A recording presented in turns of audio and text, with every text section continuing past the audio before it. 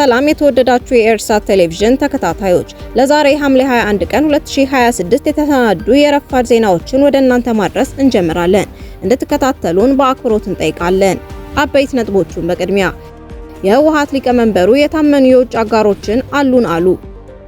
አንድ የቻይና ኩባንያ በኢትዮጵያ የተቀናጀ የቡና ኢንዱስትሪ ፓርክ ለመመስረት ስምምነት ተፈራረመ። በኢራን የሚደገፉት የየመን ሁቲዎች በሳውዲ አረቢያ ላይ የባህር ላይ እገዳ መጣላቸውን አስታወቁ። የሁቲ ታጣቂ ኃይል በሳውዲ አረቢያ ላይ የባህር እገዳ መጣሉን አስታወቀ። አሜሪካ በእስራኤል ተጨማሪ አውሮፕላኖችን እያሰማራች መሆኗን ተገለጸ። ሞሮኮ፣ ሴኔጋል እና ግብጽ ከአንደኛ እስከ 3ኛ ያለውን ደረጃ መያዛቸው ተገለጸ። የእንግሊዝ እግር ኳስ የዝውውር መስኮት በታላቅ ድንጋጤ መከፈቱን ተነገረ። ወደ ዝርዝር ዜናዎች እናልፋለን። ከኛ ጋር ቆዩ። የህወሓት ሊቀመንበሩ የታመኑ የውጭ አጋሮች አሉን አሉ። በትግራይ ክልል በኃይል የስልጣን መዋቅሩን ተቆጣጥሮ የሚንቀሳቀሰው የህወሓት ቡድን የሚመሩት ዶክተር ደብረጽዮን ገብረ ሚካኤል ከመቀለ ከተማ ነዋሪዎች ጋር ባደረጉት ስብሰባ ፌዴራል መንግስቱ በትግራይ ላይ ጥሎታል ያሉትን ዘርፈ ብዙ ከበባና ክልከላዎች ለመስበር የሚያስችሉ በስትራቴጂክ ደረጃ የሚሰሩ የታመኑ የውጭ አጋሮች አሉን ሲሉ በይፋ ተናግረዋል። ዶክተር ደብረጽዮን እነዚህን የውጭ አጋሮች ያሏቸውን አካላት በስም ከመጥቀስ የተቆጠቡ ቢሆንም ትግራይ አሁን ባለው ሁኔታ መቀጠል ስለማትችል ራስን የመከላከል አቅምን ማጠናከር ላይ ትኩረት ለማድረግ መገደዳቸውን ገልጸዋል። አክለውም የክልሉን ታጣቂ ኃይል በማጠናከር የዓለም አቀፉን ህብረተሰብ ትኩረት ማግኘት መቻላቸውን በዚሁ መድረክ ላይ አስታውቀዋል። ይህንን መግለጫ ስንፈትሸው በትግራይ ክልል ውስጥ የነበረውን የውስጥ ስልጣን ፉክክር አሁን ወደ ከፋና አደገኛ ወደ ሆነ አዲስ ቀጠናዊ ምዕራፍ መሸጋገሩን ያሳያል። ዶክተር ደብረጽዮን የፌዴራል መንግስቱን እርምጃ ለመመከት የውጭ አጋሮች አሉን ማለታቸው በቀጠናው ላይ አዲስ የውጭ ኃይላት ጣልቃ ገብነትን የመጋበዝና የሀገሪቱን ሉዓላዊነት አደጋ ላይ የሚጥል ስልታዊ ዝግጅት መኖሩን ያመለክታል። በተለይም በአሁኑ ወቅት በአፍሪካ ቀንድ በሱዳን ጦርነትና በቀይ ባህር ዙሪያ የሀያላን ሀገራት ፍላጎትና ስልታዊ ጥምረቶችን በከፍተኛ ሁኔታ እየተቀያየሩ ባሉበት አውድ ውስጥ እነዚህን አጋሮች በስም አለመጥቀስ ሆን ተብሎ የዲፕሎማሲያዊና ወታደራዊ ምስጢራዊነትን ለመጠበቅ እንዲሁም በፌዴራል መንግስቱ ላይ የስነ ልቦና ጫና ለመፍጠር የታለመ ስልት ነው ተብሎ ይገመታል። በሌላ በኩል ታጣቂ ኃይልን በማጠናከር የዓለም አቀፉን ማህበረሰብ ትኩረት ማግኘት መቻላቸውን መግለጻቸው አሁንም በክልሉ ውስጥ ያለውን የትጥቅ አማራጭና ወታደራዊ መዋቅርን እንደ ዋነኛ የፖለቲካ መደራደሪያ መሳሪያ የመጠቀም ጽኑ ፍላጎት እንዳለ ያሳያል። ይህ አካሄድ ከዚህ ቀደም በፕሪቶሪያው የሰላም ስምምነት የተገኘውን አንጻራዊ መረጋጋት ሙሉ በሙሉ አደጋ ላይ የሚጥል ከመሆኑም በላይ በጦርነትና በከፍተኛ የኢኮኖሚ ቀውስ የዛለውን የትግራይ ህዝብ በድጋሚ ለሌላ አላስፈላጊ ወታደራዊ ግጭትና የንጹሃን ደም መፍሰስ የሚያዘጋጅ አደገኛ ቅስቀሳ መሆኑን የፖለቲካ ተንታኞች በጥብቅ ያስገነዝባሉ።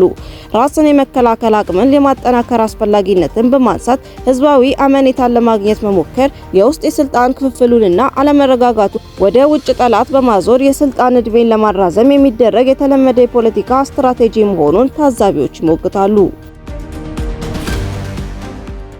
አንድ የቻይና ኩባንያ በኢትዮጵያ የተቀናጀ የቡና ኢንዱስትሪ ፓርክ ለመመስረት ስምምነት ተፈራረመ። የቻይናው ሁይቹዋን ዩንግዩ ሰፕላይ ቼን ማኔጅመንት በኢትዮጵያ የተቀናጀ የቡና ኢንዱስትሪ ፓርክ ለመመስረት ከኢትዮጵያ ኢንቨስትመንት ኮሚሽን ጋር የመግባቢያ ስምምነት መፈራረሙን ኮሚሽኑ አስታወቀ። ስምምነቱ የተፈረመው የኮሚሽኑ ምክትል ኮሚሽነሮች ዳጋቶ ኩምቤና ዚናቡ ይርጋ ከቻይና ኩባንያ ከፍተኛ ስራ አስፈጻሚዎች ጋር በኢትዮጵያ የቡና ማቀነባበር ዘርፍ ባሉ የኢንቨስትመንት እድሎች ላይ ከተወያዩ በኋላ ነው። እንደ ኮሚሽኑ ገለጻ አቶ ዳጋቶ የቡና መገኛ የሆነችው ኢትዮጵያ በ2018 የኢትዮጵያ በጀት ዓመት ከ3 ቢሊዮን ዶላር በላይ ዋጋ ያለው ቡና ወደ ውጭ መላኳን ገልጸው ነገር ግን የሀገሪቱ የወጪ ንግድ አብዛኛው አሁንም እሴት ሳይጨመርበት በጥሬው የሚላክ መሆኑን ጠቁመዋል። ኩባንያው ለቡና ብቻ በተዘጋጀ የኢንዱስትሪ ፓርክ ላይ ለመሰማራት ያቀደው ኢንቨስትመንት ኢትዮጵያ እሴት የተጨመረባቸው የቡና ምርቶችን ወደ ውጭ የመላክ ስትራቴጂዋን ለመደገፍ ትልቅ እርምጃ መሆኑን ገልጸዋል። ኮሚሽኑ እንዳለው አቶ ዚናቡ ፕሮጀክቱን ወደ ስራ ለማስገባት እንዲረዳ ኮሚሽኑ አስፈላጊውን ድጋፍና የኢንቨስትመንት ማመቻቸት እንደሚያደርግ ለኩባንያው ልዑካን አረጋግጠውላቸዋል።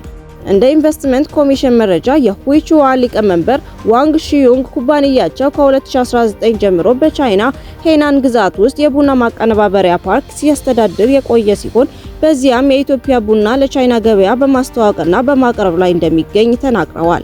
አሁን ላይ ደግሞ በቡና ማቀነባበሪያ ላይ ያተኮረ ልዩ የኢንዱስትሪ ፓርክ በማልማት በኢትዮጵያ ያለውን ተሳትፎ ለማስፋፋት ማቀዱን ገልጸዋል። በስምምነት ስነ ስርዓቱ ላይ የቻይና ሄናን ግዛት የውጭ ጉዳይ ቢሮ ኃላፊና በኢትዮጵያ የቻይና ኤምባሲ የኢኮኖሚና ንግድ ጉዳዮች ሚኒስቴር አማካሪ ተገኝተዋል።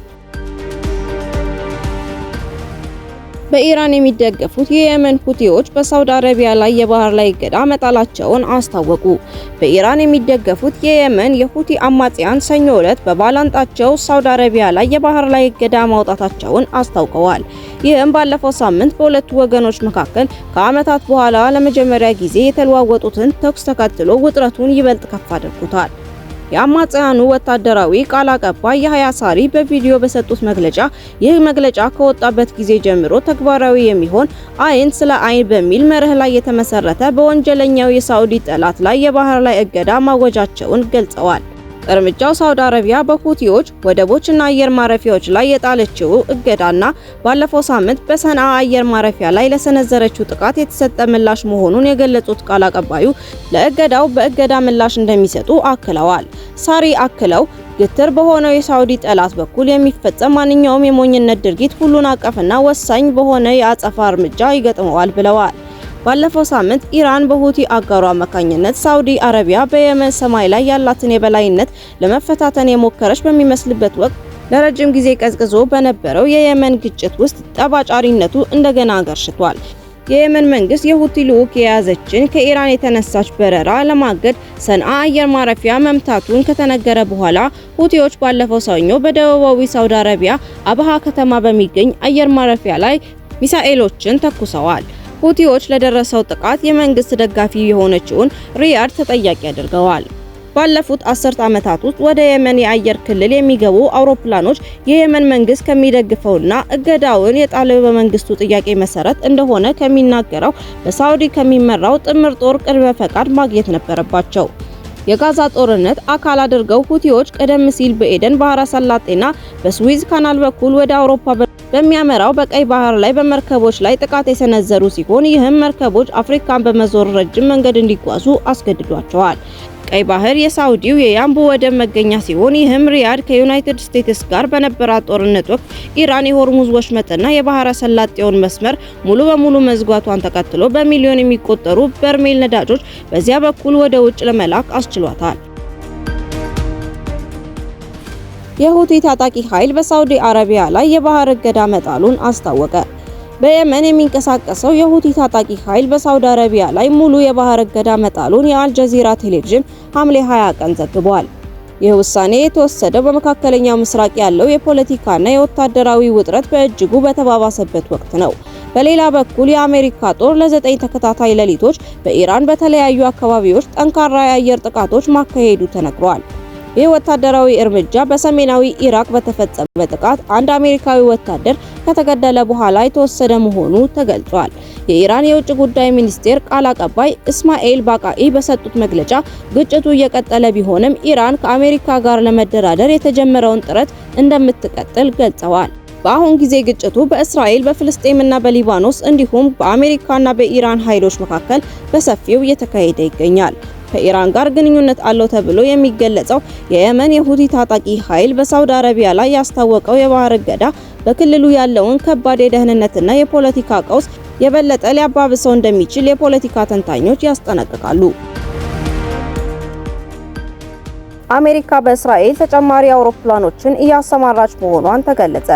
ተጨማሪ የአሜሪካ ጦር ኃይል የአየር ላይ ነዳጅ ጫኝ አውሮፕላኖች በእስራኤሉ ቤንጉሪዮን ዓለም አቀፍ አውሮፕላን ማረፊያ መስፈራቸውን ተከትሎ በቀን እስከ 5000 የሚደርሱ የሲቪል አየር መንገዶች ትኬቶች ሊሰረዙ እንደሚችሉ የእስራኤሉ ቻናል 12 ዘገበ። እንደ ዘገባው ከሆነ ይህ ግምት የቀረበው የአውሮፕላን ማረፊያው በተደረገ አስቸኳይ የእቅድ ውይይት ላይ ሲሆን ለአሜሪካ ወታደራዊ አውሮፕላኖች ተጨማሪ ማቆያ ቦታ በመመደቡ ምክንያት ከፍተኛ የሥራ ማስኬጃና የፋይናንስ ኪሳራ ሊደርስ እንደሚችል ባለስልጣናት አስጠንቅቀዋል። ይህ በእንዲህ እንዳለ ዋሽንግተን ከኢራን ጋር እየተባባሰ ያለውን ውጥረት ተከትሎ በቀጠናዊ ወታደራዊ ስምሪቷን በከፍተኛ ሁኔታ እያሰፋች ትገኛለች። የእስራኤሉ ብሔራዊ ቴሌቪዥን እሁድ ዕለት እንደዘገበው አሜሪካ በኢራን ላይ የምታደርገውን ጥቃት በሚቀጥሉት ቀናት አጠናክራ ለመቀጠል ማቀዷን ለእስራኤል አሳውቃለች። ካን አክሎም ዋሽንግተን የአሜሪካን የጦር አውሮፕላኖች ለመደገፍ ተጨማሪ ወታደራዊ ቁሳቁሶችንና ጥይቶችን በቅርቡ ለእስራኤል እያደረሰች ሲሆን ከ10 በላይ የአሜሪካ ነዳጅ ጫኝ አውሮፕላኖች ከአውሮፓና በኳታር ከሚገኘው አልኡበይድ የጦር ሰፈር መምጣታቸውን ገልጿል። በተጨማሪም ዋላ የተሰኘው የዜና ድረገጽ የአየር ኃይል ምንጮችን ጠቅሶ እንደዘገበው በኢራን ላይ የሚደረገው ዘመቻ ሰፊ ቅርጽ የሚይዝ ከሆነ የአሜሪካ ጦር በደቡብ እስራኤል በሚገኘው ራሞን አውሮፕላን ማረፊያና ወታደራዊ ሰፈሮች ውስጥ ወደ 100 የሚጠጉ ነዳጅ ጫኝ አውሮፕላኖችን ለማስፈር አቅዷል። ባለፈው ሳምንት መጨረሻ ላይ ብቻ 14 ተጨማሪ የአሜሪካ ነዳጅ ጫኝ አውሮፕላኖች እስራኤል መግባታቸውን ምንጩ ጠቁሟል። በአሜሪካና በኢራን መካከል የሚደረገው ይህ የእርስ በእርስ የተኩስ ልውውጥና ጥቃት ሁለቱ ወገኖች በፓኪስታን አጋዥነት ጦርነቱን ለማቆምና ዘላቂ የሰላም ስምምነት ላይ ለመድረስ ባለፈው ሰኔ ወር የተፈራረሙትን የመግባቢያ ሰነድ ችላ በማለት እርስ በእርስ እየተጠቃቁ መሆኑን ያሳያል ተብሏል። ሞሮኮ፣ ሴኔጋልና ግብጽ ከአንደኛ እስከ 3ኛ ያለውን ደረጃ መያዛቸው ተገለጸ። እንደ ፊፋ ዘገባ ሞሮኮ በአፍሪካ አህጉር የበላይነቷን አስጠብቃ በዓለም አንድ ደረጃ በማሻሻል ወደ 6ኛ ደረጃ ከፍ ብላለች። ሴኔጋል በበኩሏ በአፍሪካ 2ኛ ደረጃ ላይ ብትቀመጥም 3 ደረጃዎችን በማውረድ በዓለም 18ኛ ሆናለች። ግብጽ 5 ደረጃዎችን በማሻሻል ከዓለም 24ኛ ሆናለች። ናይጄሪያ በሌላ በኩል ለ2026 የዓለም ዋንጫ ባትበቃም ከአፍሪካ 4ኛ ከዓለም ደግሞ 26ኛ መሆን ችላለች። አልጄሪያ፣ አይቮሪ ኮስት፣ ዲሞክራቲክ ሪፐብሊክ ኮንጎ፣ ካሜሩን፣ ማሊና ደቡብ አፍሪካ ከ4ኛ እስከ 10ኛ ያለውን ደረጃ ይዘዋል። ለአፍሪካ ስፖርት ትልቅ ዜና የሆነው የደረጃ መሻሻል ሀገራቱ ለወደፊት ኢንተርናሽናል ግጥሚያዎች ዝግጅታቸው እና ፉክክሩ ተስፋ እንዲጣልበት ያደረገ ነው። የእንግሊዝ እግር ኳስ የዝውውር መስኮት በታላቅ ድንጋጤ መከፈቱን ተነገረ።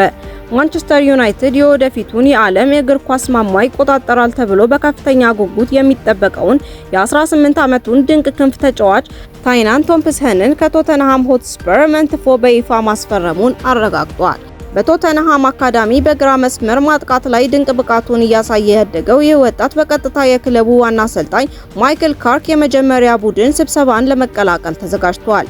ለዚህ ዝውውር መሳካት ማንቸስተር ዩናይትድ ለቶተንሃም ሆትስፐር 4 ሚሊዮን ፓውንድ ወይም 5.4 ሚሊዮን ዶላር የወረደ ጥሬ ገንዘብ የሚከፍል ሲሆን እንደ ተጫዋቹ የእድገትና የደረጃ መሻሻል ታይቶ ተጨማሪ 4 ሚሊዮን ፓውንድ በቦነስ መልክ ይከፍላል። በተጨማሪም ስፐርሶች ተጫዋቹ ወደፊት ወደ ሌላ ክለብ የሚሸጥበት ወቅት የሽያጩን ድርሻ የማግኘት ሴል ኦን እና የሌሎች ክለቦችን ጥያቄ የማሳደግ መብት በውል ላይ አስረክበዋል። ይህ የቶምፕሰን ዝውውር ዩናይትዶች በጥር 2025 ከአርሴናል አካዳሚ በ1.5 ሚሊዮን ፓውንድ ያስፈረሙትንና በአሁኑ ወቅት ለዋናው ቡድን 24 ጨዋታዎችን መጫወት የቻለውን የ18 ዓመቱን ተከላካይ አይደን ሄቨንን ያስመዘገቡበትን አስደናቂ ስኬታማ ስትራቴጂ በድጋሚ ያስታወሰ ሆኗል። ታይናን ቶምፕሰን በአሁኑ ወቅት በእንግሊዝ እግር ኳስ ውስጥ ስሙ በከፍተኛ አክብሮትና ጉጉት የሚነሳ ታዳጊ ነው። በተለይም በዩኤፍ የወጣቶች ሻምፒዮንስ ሊግ ላይ ያሳየው አስደናቂ ብቃት ለምን ታላላቅ ክለቦች እሱን ለማግኘት እንደሚሻሙ በግልጽ አስመስክሯል።